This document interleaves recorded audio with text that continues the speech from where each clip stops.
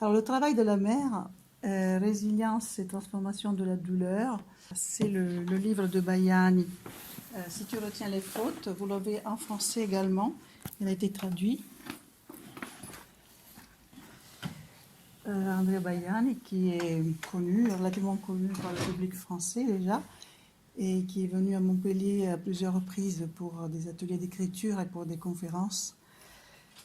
Le travail de la mère, dans ce cas précis, dans ce roman, c'est un travail spécial, puisqu'elle est entrepreneuse, elle est PDG dans une entreprise qu'elle a créée avec un associé.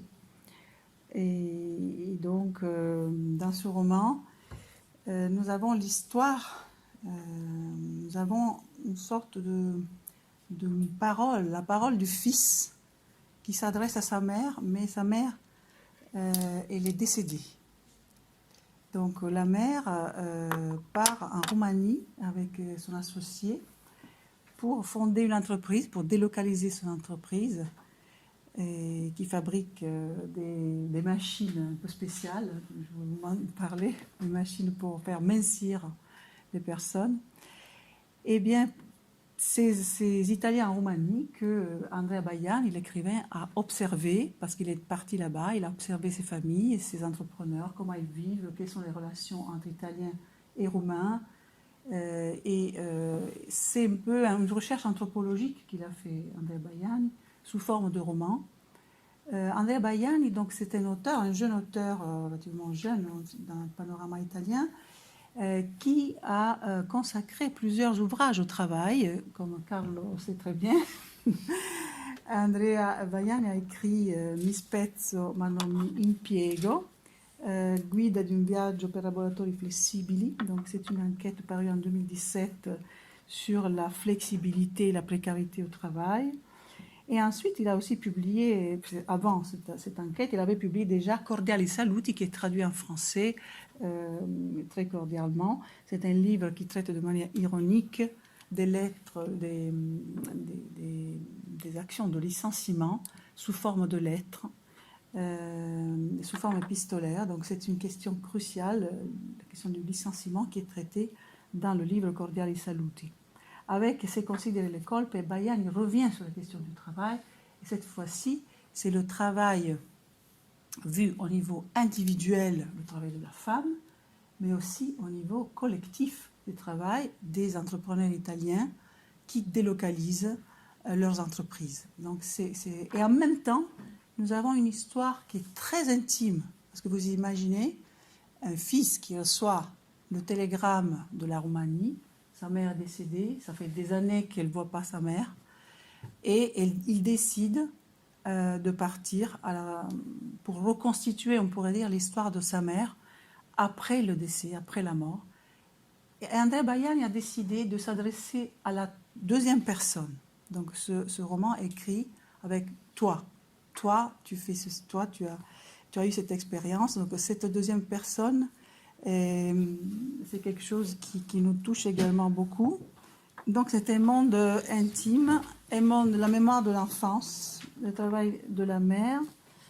C'est une mère qui s'est séparée de son enfant et de son partenaire.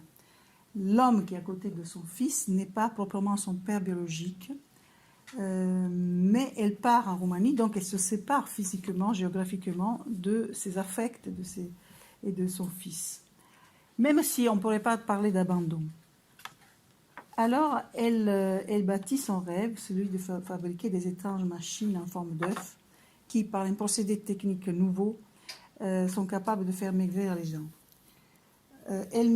Avant de partir en Roumanie, elle présente dans le monde entier son invention, son rêve, on pourrait dire, et elle va jusqu'au bout, parce qu'en fait, elle veut vraiment réaliser son entreprise à l'étranger et avoir du succès au niveau économique. Donc, c'est une femme qui est une imprenditrice, une entrepreneuse. Et donc, nous avons cette vision, cette image de la femme à travers la mémoire de l'enfance, c'est-à-dire le personnage qui est le narrateur du roman commence à s'adresser à sa mère à la deuxième personne, dans cette relation très intime. Alors, nous avons une sorte de quête de la part du Fils. C'est une sorte de processus, on dirait, un lent processus d'initiation, parce qu'il doit se transformer après la mort de sa mère. Donc il décide d'écouter les personnes qui ont aimé sa mère. Il fait une sorte d'enquête autour de sa mère. Bayan, il parle aussi de l'influence de Camus, le roman L'étranger, dans ce roman. Effectivement, même au niveau de la syntaxe, on peut retrouver une structure, la structure, un peu ce style très particulier de la syntaxe de la prose de Camus.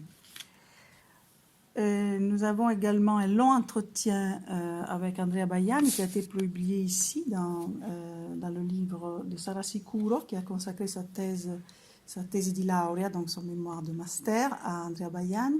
Et cet entretien avec Bayan est publié également dans la revue Notos, dans laquelle on peut découvrir plein d'idées de l'auteur sur sa création littéraire.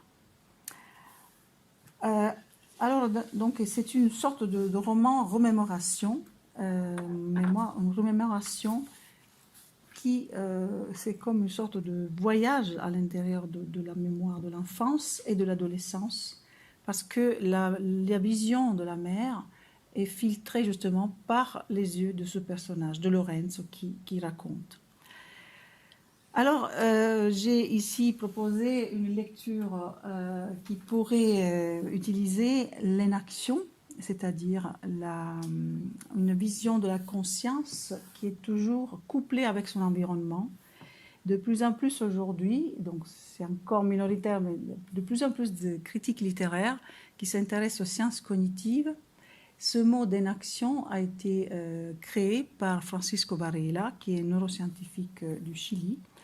Et c'est la manière de voir la conscience et du lecteur et du critique littéraire, mais aussi la conscience du personnage. C'est-à-dire que quand je lis un roman ou quand je regarde une série, par exemple, je fais un acte, c'est-à-dire quel est mon processus d'attribution de conscience. J'attribue une conscience à ce personnage et je vous assure que ça marche parce que Bayan, il m'a raconté une fois, il était dans une librairie, il présentait cet ouvrage, et il y a un monsieur qui arrive, je suis vraiment désolée, je vous présente mes condoléances pour la mort de votre maman. Et Bayan, il dit, mais c'est un personnage, en fait. Là, vous avez l'exemple pratique que cette attribution de conscience au personnage d'un roman fonctionne vraiment à l'intérieur de notre conscience, de notre imaginaire. Il vous arrive, en regardant une série, en regardant un film, d'avoir le cœur qui bat, ou de transpirer, ou d'avoir carrément des larmes.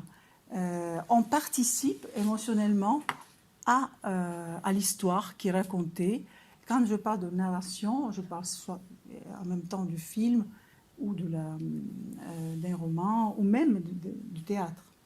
Donc nous pouvons voir à travers la poétique cognitive le roman d'une autre manière, comme si cette conscience est inscrite, donc elle est embodied, donc une conscience incarnée, comme dit Varela, mais une conscience embedded, donc une conscience inscrite dans un contexte spécifique, et une conscience même étendue, c'est une conscience élargie, qui peut même avoir un impact après la mort du personnage ou après la mort d'un écrivain. Nous avons une conscience élargie de son influence.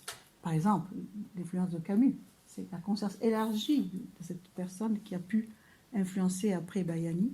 Et puis nous avons une conscience émotionnelle, la conscience de ses propres émotions qui joue énormément. Alors voilà, dans notre manière de lire les romans, les récits ou même des films, nous pouvons faire combiner ensemble les deux manières de traiter, c'est-à-dire une lecture plus classique et narratologique qui peut analyser le style, le point de vue, mais qui est à la troisième personne. Par exemple, je repère toutes les métaphores, toutes les tous les figures de rhétorique de ce roman. Et de l'autre côté, je peux avoir la perception à la première personne. Qu'est-ce que je ressens quand je lis ce roman? Donc ces deux visions, maintenant, sont de plus en plus associées. Je disais tout à l'heure qu'il y a l'Université de Lille qui a déjà commencé à travailler sur la narratologie post-classique. Mais il y a aussi une professeure à l'université de Klagenfurt, Alexa Beek von Mosner, qui a publié le livre Affective Ecologies. Et ce livre est en particulier consacré à l'empathie et aussi à la conscience écologique, à l'empathie que peut susciter le personnage d'un roman ou d'un récit.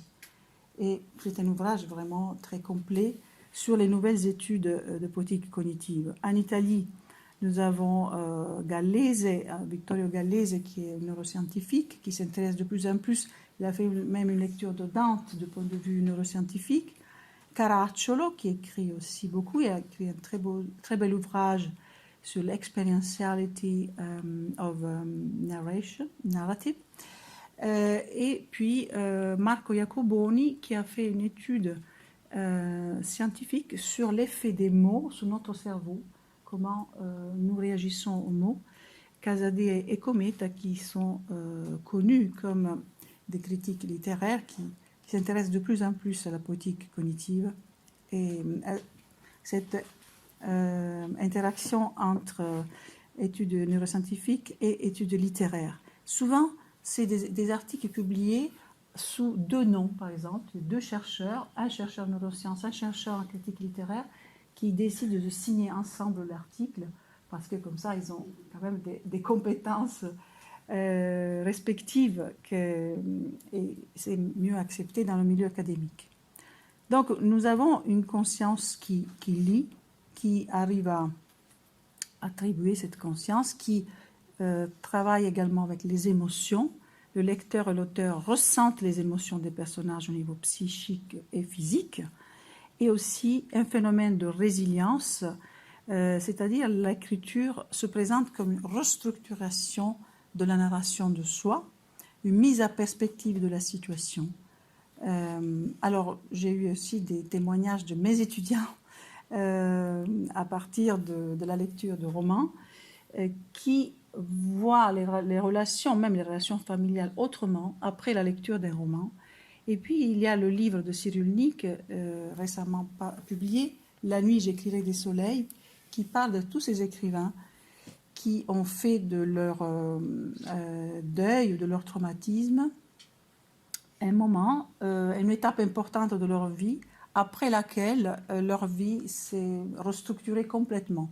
Donc le traumatisme devient un effet, au contraire, quelque chose d'extrêmement positif. Et puis il y a l'effet de résonance, c'est-à-dire que nous ne pouvons pas dire qu'automatiquement tout le monde va éprouver la même chose, la même sensation, la même émotion face à une histoire. Par exemple, si quelqu'un lit ce roman et il a eu une mémoire, une expérience passée, eh bien, le roman va résonner différemment pour chacun et chacune de nous. En particulier, pour toute la zone qui, dans le cerveau, concerne la mémoire. Donc, les neuroscientifiques ont bien vu qu'on ne peut pas établir des paramètres pour tout le monde, mais c'est à partir de notre vécu que nous allons raisonner avec tel ou tel autre récit. C'est très, très singulier. Et voilà, ça c'est le livre dont je parlais tout à l'heure, et l'étude de Iacoboni et Vittorio Gallese, How Stories Make Us Feel Toward an Embodied Narratology. Donc c'est très important cette idée de embodied, d'une narratologie incarnée. Et Marco Caracciolo qui a fait une approche énactiviste de l'expérience de la narration. Alors ici, il est question du travail de la mère, mais il est question également pour le protagoniste, il parle de manière très détaillée du travail de la mère, et en même temps, il veut réécrire l'histoire. C'est-à-dire, à partir du deuil, il a envie de se recréer, de se transformer, et c'est ça la force des personnages de Baiani. Souvent, c'est des histoires difficiles, avec des grandes transformations, des mémoires parfois douloureuses, mais à chaque fois, le personnage se lance, on pourrait dire, comme un défi, le fait de se confronter au centre de la douleur pour après se transformer complètement. Voilà l'invention de la mère. Vous rentrez dans cette machine et vous êtes parfaite, vous ressemblez à un top modèle. Donc, alors, il y a beaucoup de choses qu'on pourrait dire sur une machine de ce genre. Ça existe donc. Ça existe vraiment. C'est pas moi qui le demande. Donc, il y a effectivement un œuf qui fait maigrir. Alors, vous pouvez imaginer qu'est-ce que ça peut susciter en vous, l'image de l'œuf. L'œuf, la maman, la renaissance. Pourquoi cette machine? Pourquoi Bayani a pensé à cette femme qui invente un œuf pour faire maigrir les gens? C'est vraiment quelque chose qui est un peu stratifié parce qu'il y a plein de sens qui se présentent. Donc, le premier qui m'est venu à l'esprit, c'est effectivement l'œuf comme la renaissance. Pourquoi? Parce que la mère de Lorenzo, qui parle dans ce roman, a eu une enfance extrêmement difficile avec une famille très très bourgeoise qui ne l'a jamais acceptée pour son caractère un peu plus fantaisiste, plus ouvert et moins codifié. Donc, et c'est comme si la mère voulait elle-même se reconstruire à travers l'invention d'un œuf. Après, elle a obligé son fils, elle a poussé à se mettre dans la machine quand il était enfant. Et l'enfant est sorti tout très très en colère en disant « Dio, je te hais !» Donc il n'était vraiment pas content de rentrer dans la machine parce qu'il devait rester enfermé et transpirer. Mais l'enfant a toujours été très proche de la mère et il a fréquemment visité cette entreprise qui d'abord était en Italie.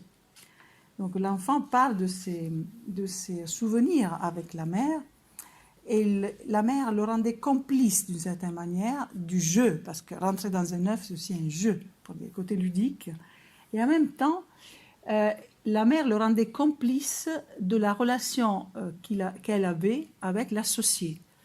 L'enfant voit bien qu'ils sont amants et que cela doit être caché aux partenaires de la mère. Donc c'est une complicité un peu lourde pour un enfant à porter, et à tel point, il en a tellement souffert de cette complicité, le personnage qui raconte, et ensuite de l'éloignement de la mère, qu'à un certain moment, Lorenzo décide de ne plus se souvenir de sa mère, de ne plus l'appeler, parce que c'est trop douloureux. Donc il y a trop de douleur. Et en même temps, ce lien n'est jamais brisé. Et l'événement de la mort a créé, je ne sais pas si pouvoir dire une transformation, une sorte de révolution dans la vie du personnage, parce que à partir de cet épisode de la mort, il reconstitue toute l'histoire. Il y avait Pier Paolo Pasolini, et aujourd'hui c'est la date anniversaire de ce grand écrivain et cinéaste italien, le 5 mars 1922, il est né. Il disait « La mort accomplit une sorte de montage foudroyant de notre vie ». Parce que c'est là qu'on voit toute l'histoire d'emblée. Il le dit dans Empirismo Eretico. Et effectivement, à partir de la mort de la mère qui travaille, que Lorenzo commence vraiment à reconstituer tout le récit. Il réécrit son histoire. Il réécrit l'histoire de la mère. Et donc c'est un restoring, on pourrait dire. Vraiment, il réécrit une histoire qui est individuelle, mais une histoire qui est également collective. C'est-à-dire, qui sont ces Italiens du Far East, pas du Far West, mais des Italiens en Roumanie qui arrivent avec leurs grosses voitures, qui choisissent les plus belles filles et qui veulent faire de l'argent facile, qui exploitent et qui disent « Ici, il y avait le Moyen-Âge avant. Maintenant, on est arrivé et nous, on ne s'arrête jamais. Non ci fermiamo mai, non ci fermiamo mai. Nous, on travaille tout le temps. » Alors qu'ici, ils étaient habitués à ne pas travailler. Voilà. Ils méprisent énormément, ces Italiens de Roumanie, il méprise énormément les gens qui vivent en Roumanie, les ouvriers, les traite vraiment de manière très, très discriminante. Et alors, effectivement, Baiani a observé de manière très, très en détail pendant son séjour en Roumanie, il a observé comment les Roumains étaient traités par les entrepreneurs italiens et toutes ces relations de mépris qui les caractérisaient. Alors voilà, il y a un portrait qu'il fait dans le récit, c'est le portrait de Anselmi, qui est le partenaire de la mère, l'associé avec qui elle est partie en Roumanie. Alors il dit, nous on ne s'arrête jamais. C'est un portrait extrêmement froid, extrêmement choquant parfois, parce que Anselmi, qui était l'amant, abandonne sa copine, ils abandonnent la mère de Lorenzo. Et alors la mère de Lorenzo, finalement, Lorenzo mène une enquête pour comprendre comment est morte sa mère. Il ne sait pas comment est morte sa mère. La mère est morte parce que l'associé l'a l'a abandonnée pour une femme plus jeune qu'elle. Et puis, elle s'est laissée mourir. Elle s'est laissée aller. Elle n'a plus pris soin de sa personne. Et elle a grossi, elle a bu, elle buvait. Et Lorenzo, au téléphone, quand il était en Italie, ressentait cet isolement de sa mère, qui, selon Lorenzo, habitait le silence. Et donc, c'est une sorte de drame qui se manifeste autour du personnage de la mère. Et le fils, donc, quand il va en Roumanie, il n'ose pas voir sa mère décédée. Il dit non, je ne veux pas la voir, mais il regarde les objets. Donc les objets de la maison, de sa mère, l'odeur de la couverture de sa mère, tout ça, ça lui rappelle sa mère et ça l'aide à comprendre comment elle vivait, comment comment elle a vécu les dernières années en Roumanie. C'est comme un blanc, un moment du passé qu'il n'arrive pas à reconstituer. Et là, petit à petit, il commence à le reconstituer. Et pourquoi j'ai un peu souligné le personnage d'Anselmi qui concentre tous ces stéréotypes des Italiens pionniers en Roumanie? Parce que Anselmi, il exerce un harcèlement moral et sexuel sur la nouvelle secrétaire d'Anselmi, Monica, la roumaine, une jeune roumaine qui témoigne et qui finalement, dans le dialogue avec Lorenzo, commence à s'ouvrir et à montrer son malaise, son mal-être profond, parce qu'elle est harcelée sexuellement, moralement. Elle a l'impression, elle dit à ce moment, il va me tuer. Anselmi, il ne fait que l'appeler tout le temps pour lui demander des tâches, différentes tâches, et donc elle sent qu'elle n'a même plus de respect pour elle-même, parce que l'autre la méprise complètement. Donc la cruauté de Anselmi s'exerce donc non seulement envers la mère de Lorenzo, mais aussi envers la nouvelle secrétaire qui a remplacé, qui a remplacé justement la relation avec la mère de Lorenzo. Alors voilà, c'est un dialogue interrompu, mais qui a été extrêmement fécond, donc parce qu'à travers le récit de Lorenzo, petit à petit, il va retrouver quelque chose. Lorenzo, il est surpris par une lettre, à un certain moment, en italien, une lettre qui arrive, et à l'intérieur de cette lettre, il y a une photo. Il y a une photo dans laquelle il y a sa maman et un fleuve qui est le Danube, il le découvrira après, et puis une sorte d'espace vert comme une forêt. Et alors sa mère lui dit, écrit à son fils en disant, tu vois, je t'ai fait un cadeau, le cadeau que je voulais te faire, c'est-à-dire un morceau de terre avec un arbre, et non seulement un arbre, tu pourras planter plusieurs arbres. Et si nous pensons à la Roumanie et aussi au problème de la déforestation en Roumanie, parce que la Roumanie et plein de forêts. Et donc les Italiens, notamment un industriel que Lorenzo rencontre, construit des cercueils en bois, et la Roumanie est riche en bois. Mais la mère écrit une lettre à son fils en disant, tu vois, anciennement, les parents offraient la possibilité de planter une graine dans la terre, et quand un fils est venu au monde, ben, il fallait planter cette graine et faire pousser un arbre. Et l'arbre devenait comme le jumeau de l'enfant. Donc il poussait, il grandissait en même temps que l'enfant. Et donc quand l'ancien partenaire de la mère voit la lettre, il dit « Ta mère est devenue folle. » Et that's it. Et là, on a les deux logiques. Donc la logique du père non biologique, disons, de Lorenzo, qui fait les gestes du care. C'est lui qui s'occupe des soins matériels de l'enfant, jusqu'à quand il devient grand. Et de l'autre côté, la mère, qui au contraire, elle cherche une raison, elle cherche un sens. Et ce sens, elle l'a trouvé en Roumanie. Elle l'a trouvé en disant, oui, je t'ai acheté un morceau de terre, et à partir de cette terre, tu pourras planter un arbre, ou même plusieurs arbres. Donc là, on a même une évolution différente du travail de la mère, parce que malgré la maltraitance, on pourrait dire, malgré l'isolement, elle arrive quand même à trouver un sens, même si elle le paye très cher. Parce qu'une fois que son associé l'abandonne, elle pense rentrer en Italie et n'a pas le courage de rentrer. Donc elle reste et se laisse mourir alcoolisée. Enfin, elle se laisse vraiment mourir dans son appartement. Alors, pourquoi je disais, elle a trouvé un sens, et le fils aussi a trouvé un sens. Et quand Anselmi, l'associé, lui demande d'abandonner les parts de marché, les actions de sa mère, et de lui céder les parts des actions, il refuse et dit non. Donc, il dit non, je respecte le travail de ma mère, et je ne céderai pas les actions pour que tu puisses t'emparer de toute entreprise, qui est l'entreprise quand même de la mère aussi. Parce que c'est elle qui avait inventé, qui avait breveté, fait le brevet de cette machine.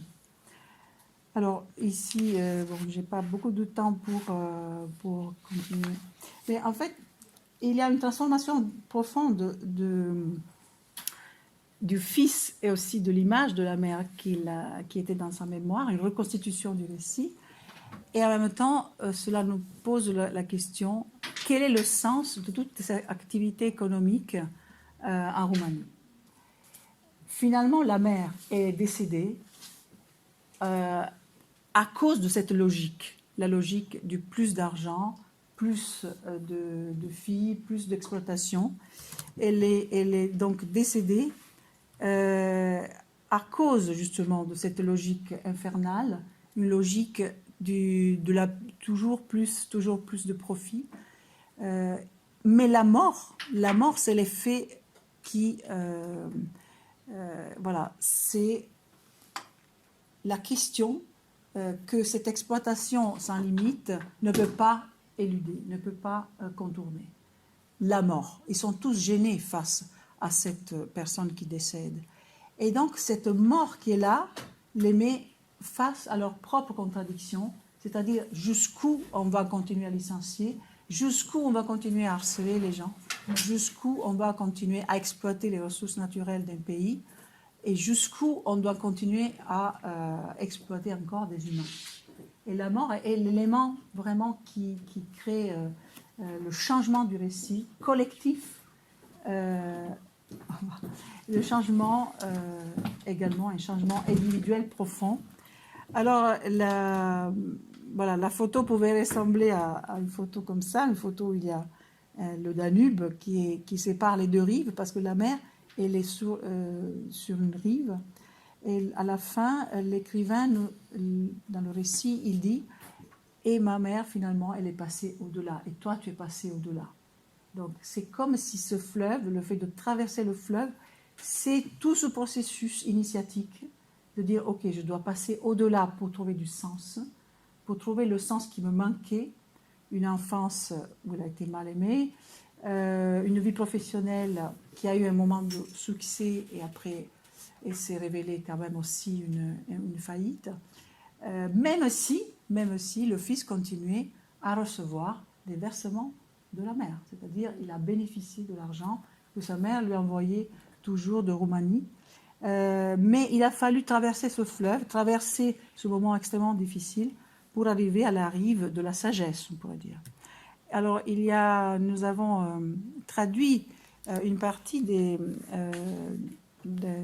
récits de Baiani dans ce livre Soignons le changement, La vita non è in ordine alfabetico, qui lui aussi, c'est un livre qui retrace également des histoires où il y a toujours un moment de bascule, un moment dans lequel les émotions l'emportent sur la logique un peu dominante.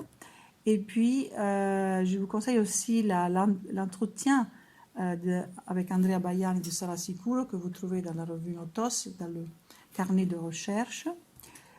Et cette monographie dont je vous ai parlé, une géographie de l'obscurité, la Geografia del Buio, qui est un ouvrage consacré à l'ensemble de l'œuvre de Baiani.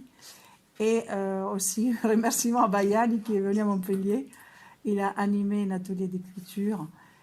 Il a fait écrire donc beaucoup de récits à nos étudiants, récits qui en partie ont été même publiés et qui a montré une énorme empathie justement avec les étudiants.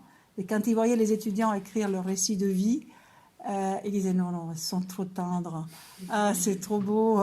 Et donc il avait les larmes aux yeux. Et c'était une très très belle expérience parce qu'il y avait des lycéens et en même temps des étudiants. Pour vous dire que la construction des récits pour Baiani, c'est pas une chose mineure, mais ça fait partie vraiment de la narration de soi. Et donc c'est une reconstitution de soi qui se fait à travers l'écriture. Voilà, merci pour votre attention.